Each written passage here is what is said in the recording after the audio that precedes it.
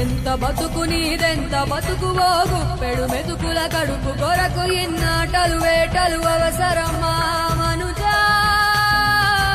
మనుజా ఏ మారిక నిన్ను కబళిస్తుంది రమాయదారి పంజా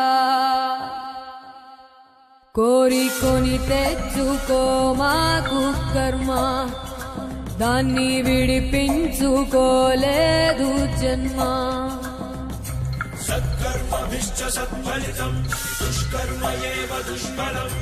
అత్యుత్కట పుణ్యపాపానాం సత్యం ఫలానుభవమిహం